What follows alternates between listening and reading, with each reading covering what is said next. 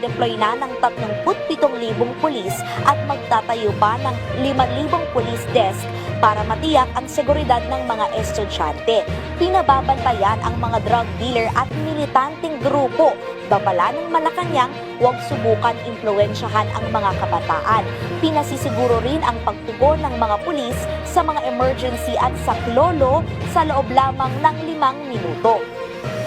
Bukod sa seguridad ay pinatututukan din ang kalusugan ng kabataan.